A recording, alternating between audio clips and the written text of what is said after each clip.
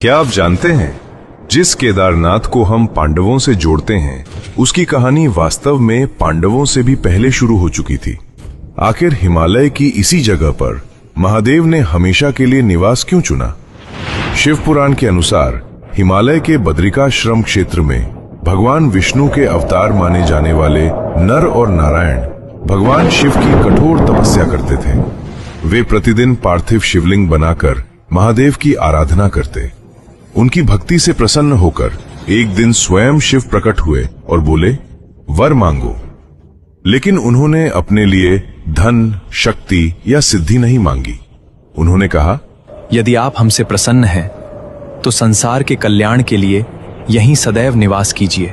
और शिव पुराण कहता है, उसी क्षण महादेव हिमालय के केदार क्षेत्र में ज्योतिर्लिंग रूप में स्थित हो गए और कहलाए केदारेश्वर। लेकिन सदियों से प्रचलित कथा में केदारनाथ का एक दूसरा रहस्य भी मिलता है। महाभारत युद्ध के बाद अपने ही संबंधियों के रक्तपात से व्यथित पांडव अपने पापों का प्रायश्चित चाहते थे। वे महादेव को खोजते हुए हिमालय पहुंचे, लेकिन शिव उनसे मिलना नहीं चाहते थे। उन्होंने एक विशाल बैल का रूप धारण कर लिया, पर भीम ने उन्हें पहचान लिया। जैसे ही भीम उन्हें पकड़ने आगे बढ़े, वह बैल धरती में समाने लगा। भीम ने उसे रोकने की कोशिश की, लेकिन केवल उसका पृष्ठभाग यानी हम्प धरती के ऊपर रह गया। परंपरा के अनुसार वही दिव्य स्वरूप आज केदारनाथ में पूजित है। और शिव के अन्य अंग हिमालय के 4 अन्य स्थानों पर प्रकट हुए: तुंगनाथ, रुद्रनाथ, मध्य महेश्वर और कल्पेश्वर।